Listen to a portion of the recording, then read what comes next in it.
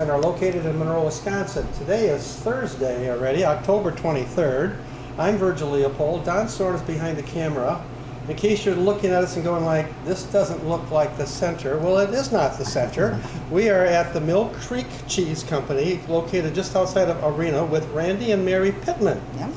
And so let's start, Randy, with you. Can you just kind of go, how did you get involved in the cheese making industry? Well, back in 1975, of course, I'm from Greene County. Okay. That always helps. But I started working for Jimmy Kern Okay. down at Sweets Factory. I worked Right. there for a few years, and then I left there and I went to work for Ivan Gobley. I got the knowledge on Swiss, and I wanted the knowledge on Brick and Munster. So I worked there for a few years, and I Okay. worked for John Marty for a few years, and then I went back and worked with Franklin for a few years. Okay. And I got a lot of experience down there from some real great teachers. And it was in 1984 is when I decided to buy my own Okay. And where did you go then in 1984? here. Right here. Yep. Oh, you've been here then since 1984. Right. You know, you mentioned some names, and that's something that Don and I have found out as we go along. There's such a connection between the cheesemakers, and you hear some of these same names. Well, I learned under this guy, then I went to this guy, and then I went to that guy and did that. I mean, it's pretty fascinating, the relationship that seems to exist between the cheese makers and how they've helped one another to get to the point where they you really are. teach each other. They do teach each other. Mary, tell me your involvement then in how did you get involved? Well, I didn't get involved until we came here. I had never. Okay. I was born and raised on a dairy farm. I didn't. In Monroe. In Monroe, yeah. Right. Okay. And when we came here, then he taught me how to make cheese. Okay. So, I mean, we came up here with 2 little kids and, no money, of course. How did you happen to come here, you two? Well, Why choose Arena? Why this area? We put an ad in the Cheese Reporter, right? Yeah, I put an ad in the Cheese Reporter, and That you were looking? that I was looking. I looked at Okay. a plant up north, but I figured it was too far from Monroe, too far from the family, and I didn't want Okay. to move her away from family that far.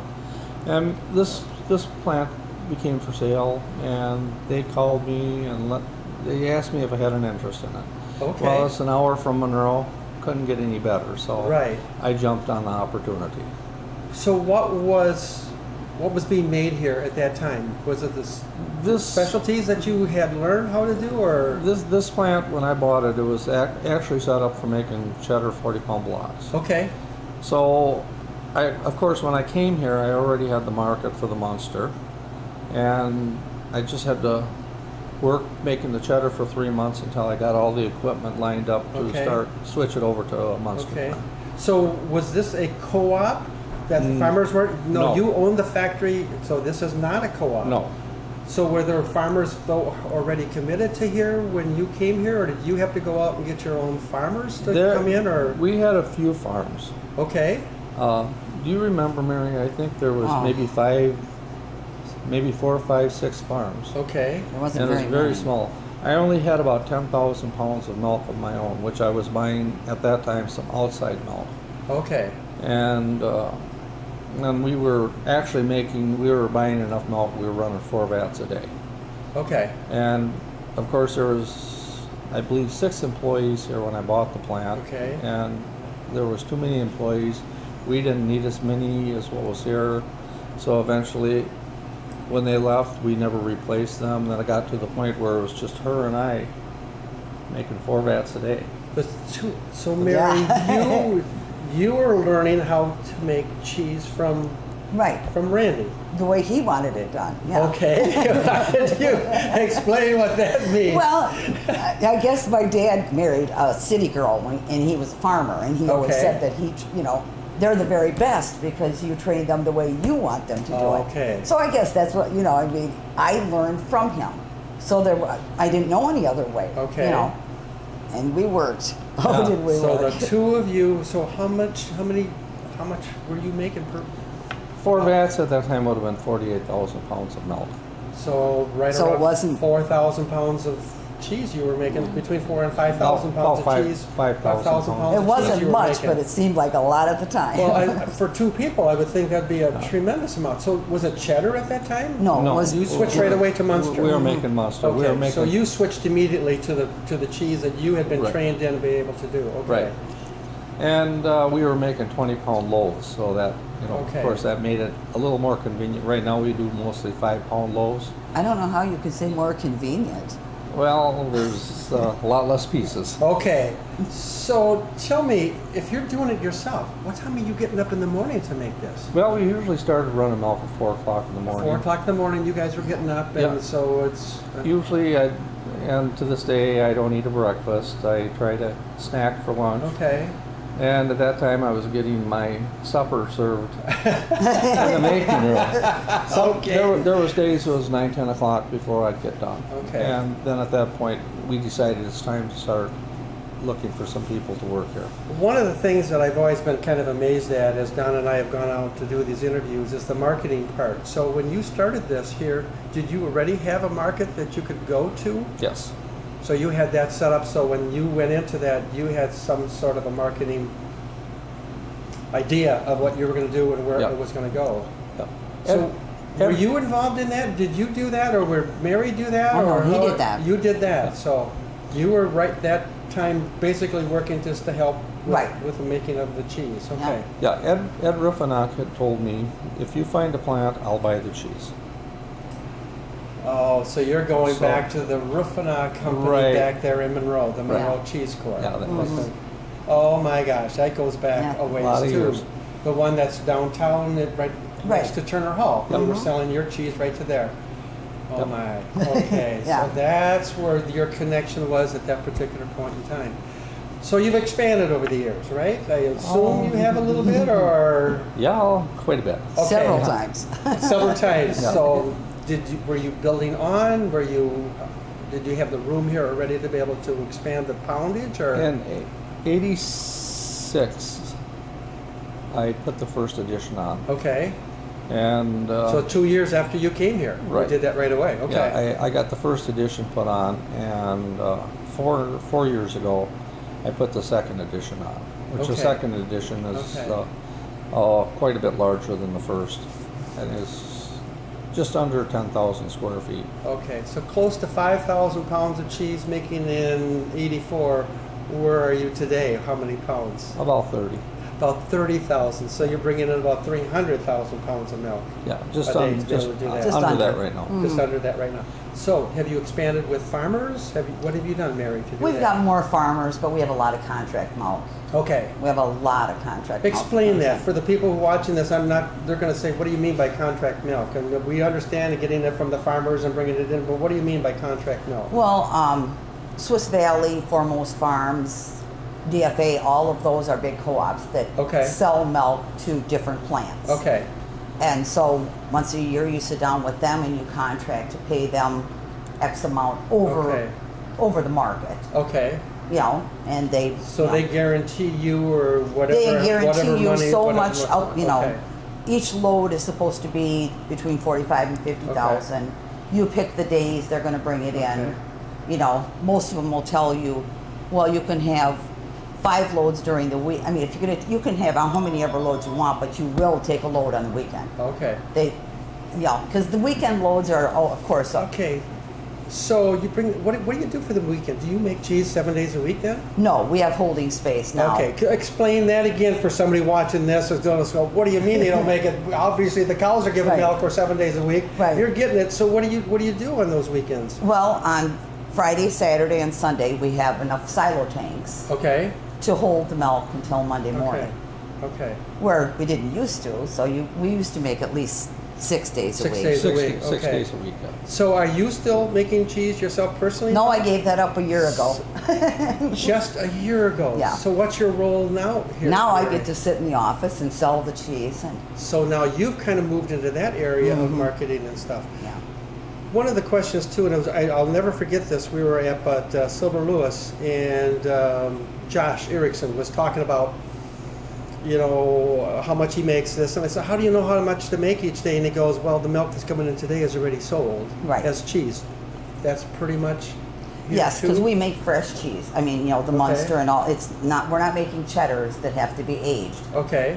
All of the cheeses that we make, or 95% of it, is fresh cheese. Okay. Everything we will make next week will be sold by tomorrow. I'll know exactly where I'm going. And I do that schedule too. I give him a make schedule. I sit down and figure out which is going to be brick, Munster, whatever. Okay. But yeah. And then, so with that day, we know what we're going to make. Right. So, Ray, to go back to that, you've expanded from Munster. You don't just make Munster right now, right? No. Well, how many different kinds of cheese do you make here now? Probably 10. 10 different kinds. Yeah. Okay. And they would be Munster and... Mostly Munster. We're still one of your bigger some ones? Hispanic cheeses. Okay. Of course, the quesadilla, that's a pretty good seller for us. And Okay. brick got slow for us, but now the brick sales has really picked up. We're making a lot more brick now than what we ever did before. What causes that fluctuation in terms of the cheese? I think it's the trends. The trends. Yeah. People Right. get into a trend in terms of doing that? Yeah. Okay. And right now it's the Hispanic cheeses. Yeah. The Hispanic cheese Which is is a big crazy. one. I mean, Yeah. We've got a couple of cheese factories in Monroe. That's pretty much all they make, Yep. are the Hispanic cheeses that they're able to do. Now, you hold a master cheesemaker license, right? Or Correct. title Right. in a couple different areas, Randy? Munster and quesadilla. Again, for people who might be watching this for the first time and haven't seen any of the others where we talked about master cheesemakers, explain what the master cheesemaker program is, could you please? It's a program that for people who's made cheese, been a licensed cheesemaker for 10 years, Okay, and 5 years experience making a certain type variety of cheese. okay. They can go to the CDR, take classes. What's a CDR? Center for Dairy Research That's located in Madison. in Madison Okay. at university. Okay, And they can take classes, and of course at the same time they're doing that, they're grading your cheese okay. to make sure it is what it's supposed to be. All right. And it takes 3 years. Then they give you a big long test. It I- takes about 40 hours to You finish. know, it's really funny because I just took a tour through the center the other day, and I explained the 10 years, and you have to go through the classes, and that for 3 years, and then I said it's about a 40-hour exam. They all look at me and go like, "Oh, it can't be." I said, "No, every one of them has told me it's 40 hours to take that exam, Yeah. and you got to pass it, and then you hold that license." Well, okay? but then every year. Every year I have to have my cheese graded. They have to evaluate the cheese to make sure it is what it's supposed to be. So I have not heard that before. that- so, yeah. so to hold that title, Right. you have to continue to do that. Right. Well, who does that? Who comes down to do that? No, actually, we have to send it to them. If the send it to samples, them? I send them to them, and they grade it, and they Okay. send the cheese off to a lab. They have Okay. it tested, and once they get the test results and they've done their grading, then they make an evaluation Okay. whether it makes it or it I doesn't don't know make that anyone's ever lost their masters, though. it. No, there's been some master cheesemakers who's quit making cheese Oh, okay. or quit making Right. that variety. Okay, right. And I don't know exactly how they'd reinstate it Okay, if okay, they wanted to go okay. back into making it. I Now, don't. that center that you talked about, that's right on campus. Is that next to Babcock Hall? Is that Yeah. the one I'm Yes. thinking about where Gary Where Grossman Gary has makes the cheese, yeah. cheese Yep. right there? Yep. So did you ever get your cheesemaker license? No. Or you you were helping I was- this guy to yeah. your right be Yeah. able to do that? Okay. Well, behind every great guy is a better No, woman. no. We got two ladies over there laughing as we're being taped because my wife Carol and Don's wife Marcia's here, so they're kind of enjoying that comment, I'm sure. Now, you won some decent prizes over the years. I've done pretty good. Okay, tell the most recent one that you've done. Was it? World Dairy Expo. I've took a first place with brick, and I took a first place with caraway brick at world competition. I took a first place with Munster. I guess if you look around the walls, there's a lot of dates there. Okay. Those go Well, back. it's 2008, 2010, 2011, 2 for 2012, 1 for 2013, and 2 for 2014. That's World Expo. Dairy Expo. Those are Yeah. world ones. Now, so we're talking about bringing in cheesemakers from around the world to be able to do that. So you're in competition with all those people, correct? Correct. Now I'm going to bring up something. It's some two areas of controversy that have been, I've been talking about that when we do the center. The first is the naming rights. There seems to be some concern right now that the European Union is trying to make the American cheesemakers not use certain names because they Right. feel they have the right to those names and we don't. Would Munster be one of those? Yes. I'm sure Munster probably would be one of them. So where do we stand with that kind of thing? That's the first controversy. I don't know how it can be brought up after this many years. I mean, we've been making Munster cheese in this country for a very long. I mean, Right. what do they hold the rights to? A I certain don't know. recipe, or Yeah. I really don't know. But I know they've argued it that they want us to not use. Any idea where that's heading? I Is that haven't. going I to haven't be- heard anything. Okay. I wouldn't want to speculate where it's going. Okay. I Okay. don't think it's going anywhere though. Okay. The other is the aging of cheese on wood, boards. on wood boards. Yeah, we don't want to lose that off, do we? Do you do any aging on boards here? I'm doing a small amount, but Okay. it's more so experimental. So again, what's the problem there, Randy and Mary?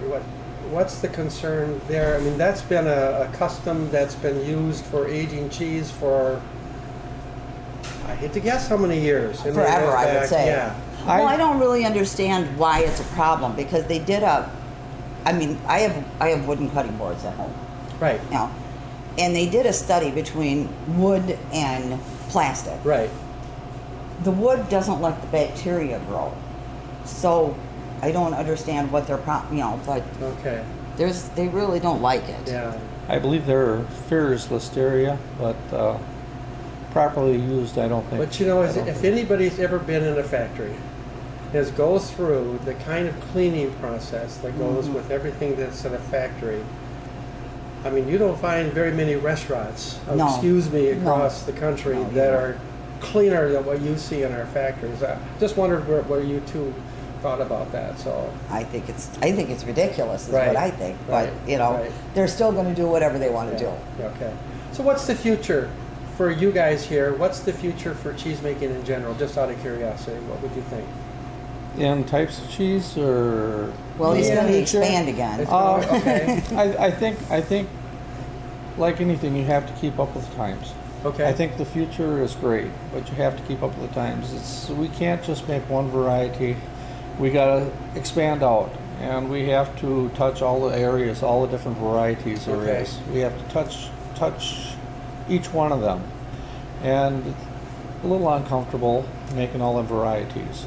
Right. You know, and it's really kind of stressful, especially on her end of it. You know, when Because she's out try- there looking at the markets and Markets. that. Okay. Yeah, on her end it's stressful because see, if we send a semi-load of cheese out, there may be 2 pallets of this variety and 3 pallets of this variety.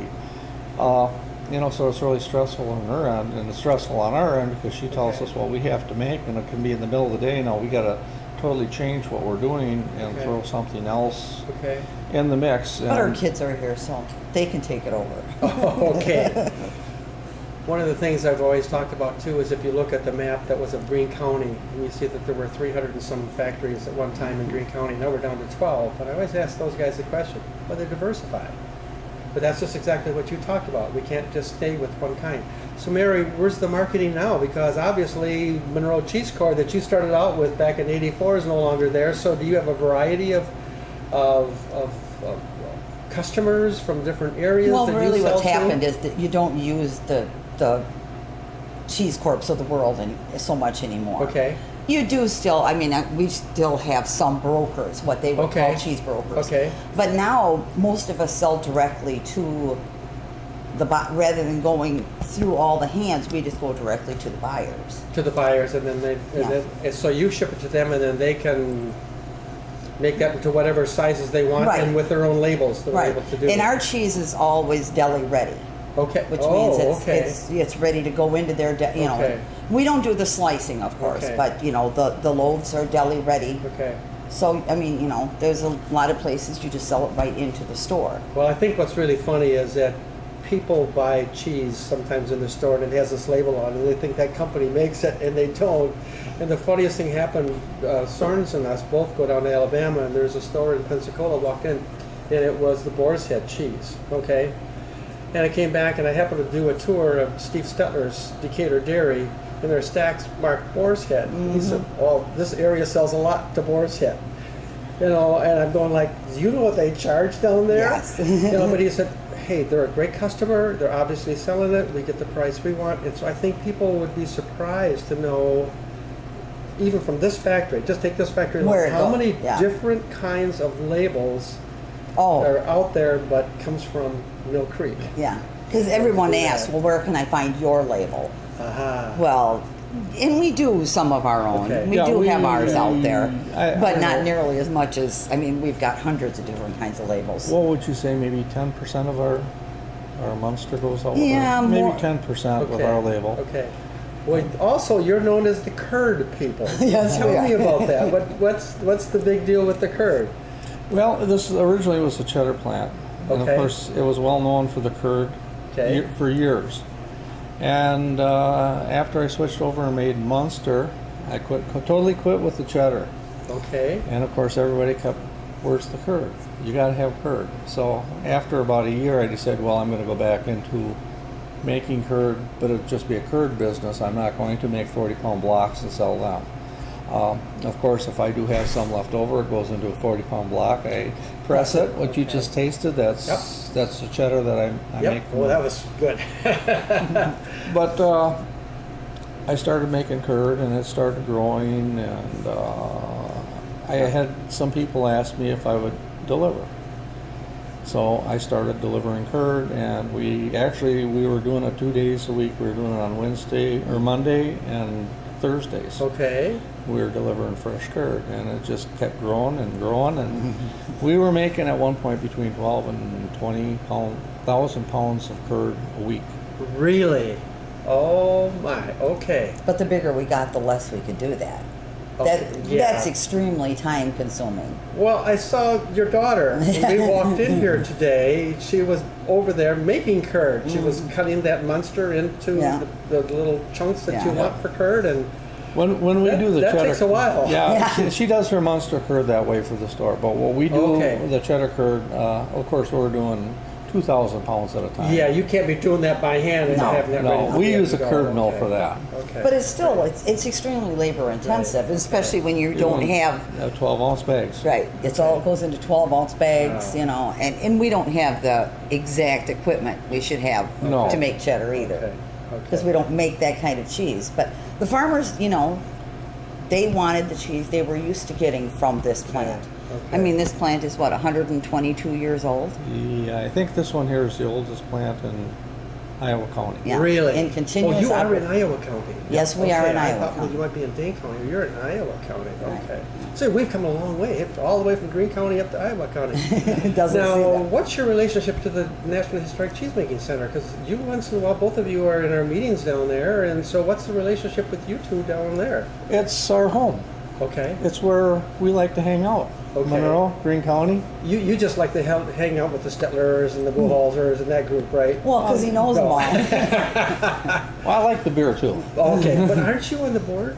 Also Yeah. down there? Yes. You're on the board for the National Historic Cheesemaking Center, so we're very proud of that place. I think that's just an Oh, it's a great outstanding place, thing, yeah. and so I think it really shows. A lot of and- work goes into that. There's a lot of volunteers. Don Douglas being the director, Steve Stetler right now, of course, is the president, and Dave Bullhalser is the vice president. So the work that they do Oh. to get the word out about our cheese and how it does, and I thought they said we had 49 different states represented going through that center this year in 33 or 34 different countries. So it's huge. So we almost got them all. Just Yeah, close. yeah.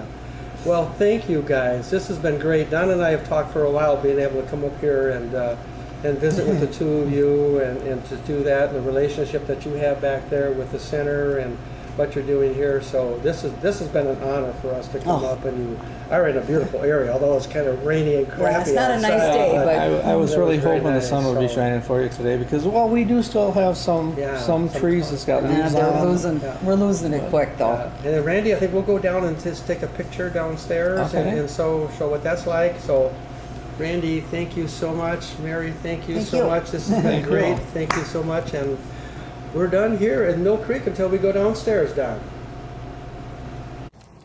Oh, we're still at the Mill Creek, and we found out that Randy's got in his hand a World Championship Award. Want to talk about that, Randy? Well, this is the one I won in 2014. Okay. I had some awful nice cheese that year, I guess. But this is the most recent one in the large competition, and this is a competition of the world. Cheeses from all over the world was there. Of course, I didn't win Grand Champion, but I'm working on it maybe next year. Okay. I heard that competition, and Steve Buchholzer, I think, or no, Dave Buchholzer was explaining, he said hundreds of points between first and, let's say, fifth, sixth. So, I mean, it gets to be... It's tough. It's the judges who's judging that competition, they have their hands full. They have a lot of work to do.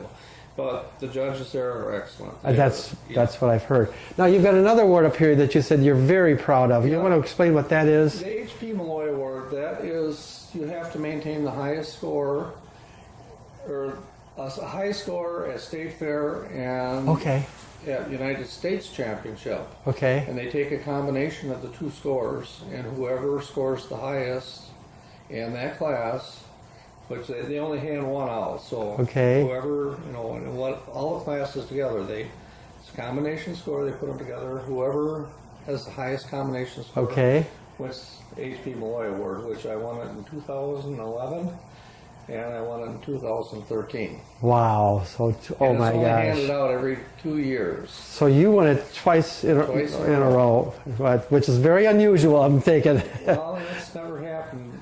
The same person won it twice in a row. I'm really looking forward to the next one.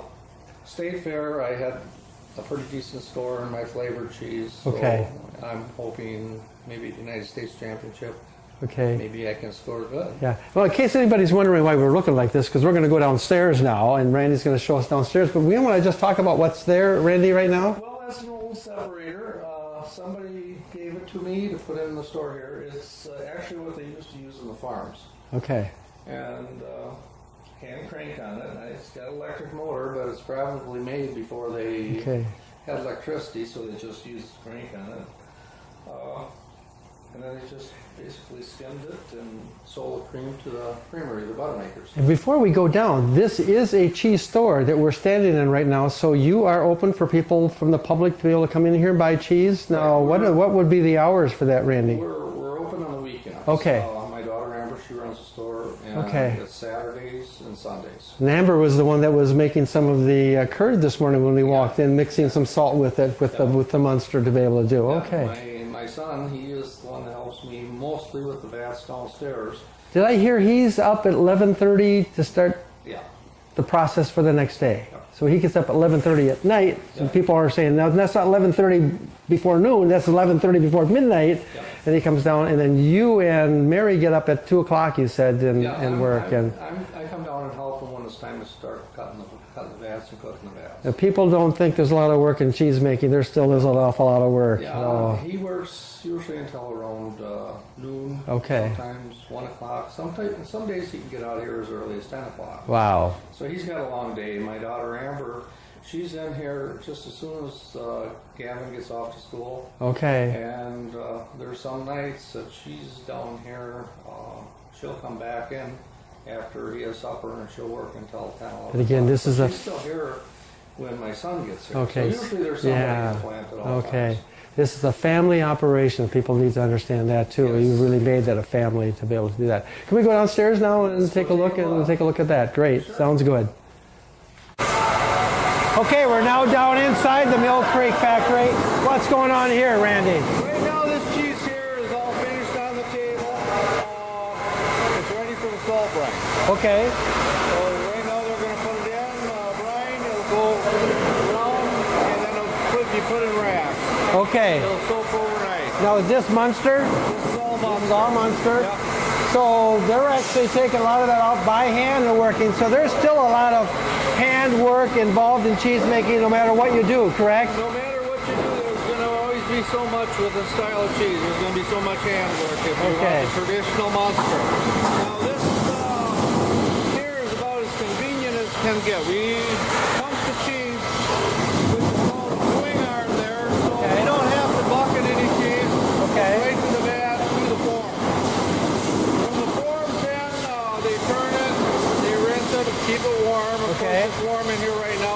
the heat about 85 degrees. Okay.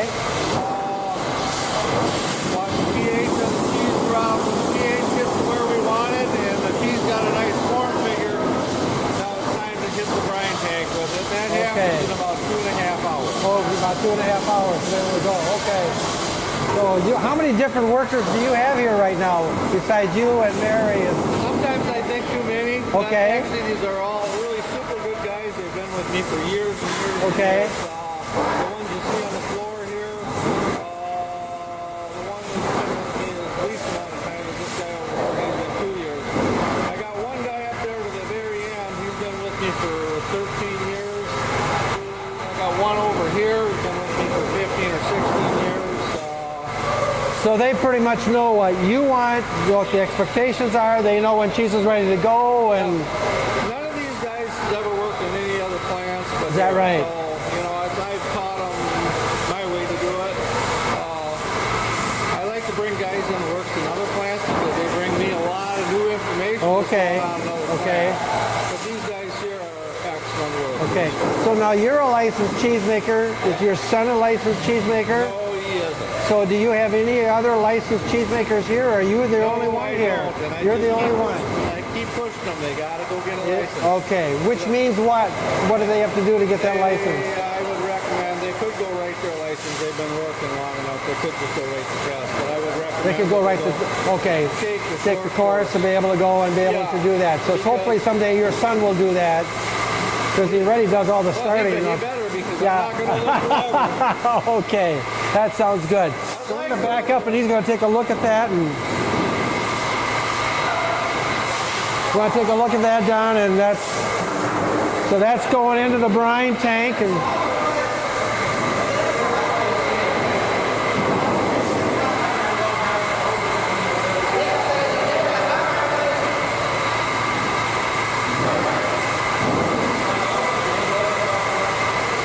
The brine tank here will hold 40,000 pounds of cheese. 40,000 pounds of cheese. Okay.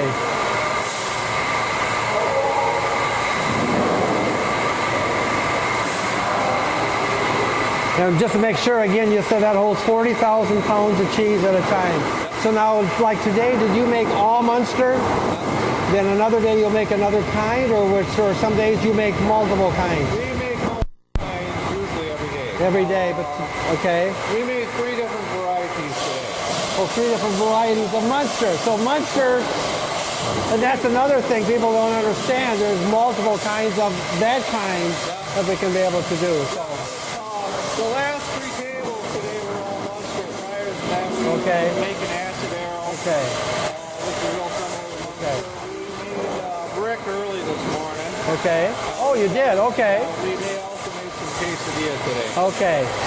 So now things are pretty much wrapping up for the day, because this is like about 2 o'clock. Yeah, I would say another 2 hours. These guys will be, once they get all this cheese in the brine tank, then we'll be down to 2 guys. And they'll take care of the rest of the cleanup. These other 4 guys, they'll be done for the day. And then they have the whole cleaning thing, and then tonight 11:30, your son comes down, and it starts all over again. They can go home and they can sleep until 4 o'clock, but I gotta be here tomorrow at Okay, 4 o'clock. sounds great. Don, I think we're done here at Mill Creek. Randy, again, thank you so much. This has been a wonderful interview. Thank you so much. Thank you. Welcome to the National Historic Cheesemaking